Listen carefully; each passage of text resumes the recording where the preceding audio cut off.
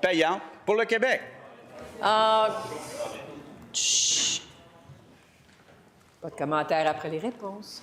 Maintenant, question principale. Une seule personne a droit de parole ici. J'aimerais entendre la députée de Mercier. On vous écoute, madame. Merci, Madame la Présidente. Le premier ministre a toujours défendu bec et ongles l'école à 3 vitesses et le statu quo en éducation. Peut-être qu'il va changer d'avis en regardant le sondage CROP qui est sorti aujourd'hui dans le Journal de Montréal. 85 des Québécois veulent changer de modèle en éducation. 85 des Québécois veulent intégrer les écoles privées à un seul réseau scolaire commun, sans écrémage et sans ségrégation. Le premier ministre et le ministre de l'Éducation sont de plus en plus isolés dans l'équipe du statu quo en éducation. À peu près tout le reste du monde a compris qu'on ne peut pas continuer avec un système brisé qui met la majorité des enfants québécois sur la voie de service. Et ça tombe bien, nous, à Québec solidaire, on écoute la population. J'ai d'ailleurs l'intention, demain, de déposer un projet de loi pour ramener l'égalité des chances dans nos écoles. Pour amener une vraie mixité dans nos écoles, sans égard au portefeuille des parents, sans égard aux notes des élèves, sans égard à la religion. Est-ce que le premier ministre est à la même place que les Québécois et Québécoises ou est-ce qu'il veut continuer à défendre le statu quo en éducation? La réponse du premier ministre. Oui, Madame la Présidente, j'ai été effectivement 3 ans ministre de l'Éducation. C'est le dossier qui me tient le plus à cœur.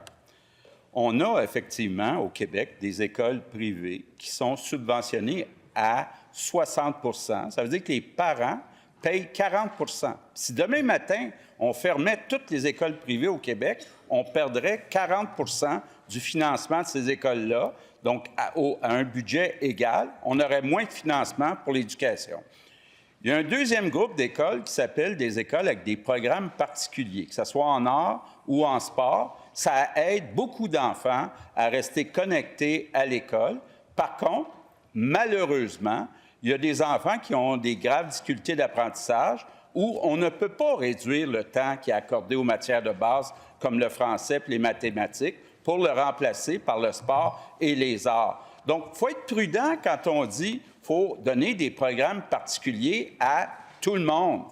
On le fait, on a donné un 300 $, on augmente le nombre d'écoles avec des programmes particuliers, mais soyons prudents avec les enfants qu'on appelle les EHDA, qui représentent 25 % des enfants. Première complémentaire.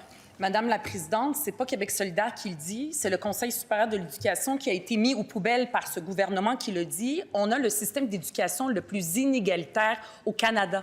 On peut pas être fier de ça. Ça rend pas service ni aux élèves en difficulté, ni aux élèves qui sont maintenant au régulier. Et en plus, notre école sélectionne sur la base du portefeuille et du salaire des parents. Elle peut refuser un programme scolaire pour les enfants. On ne peut pas accepter un système d'éducation aussi inégalitaire et les Québécois non plus ne l'acceptent pas. Et je vous rappelle, Madame la députée, qu'un article de journal n'est pas un tableau didactique. Monsieur le Premier ministre. Oui. Madame la Présidente, Québec solidaire veut fermer toutes les écoles privées subventionnées au Québec. C'est le choix de Québec solidaire, c'est pas notre choix.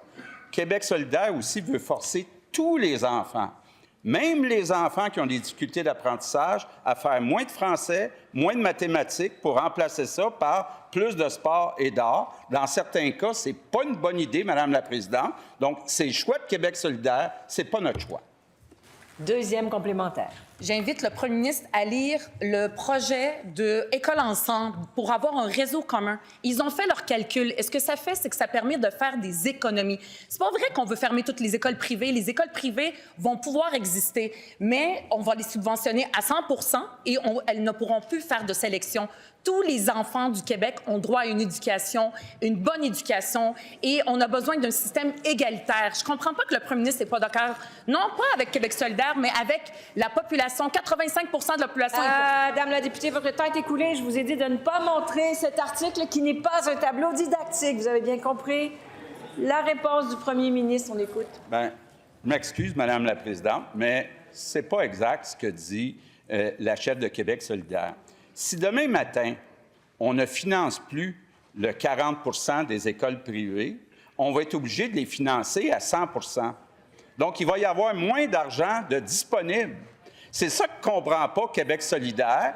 Donc, je ne sais pas, qu'elle continue à lire des études.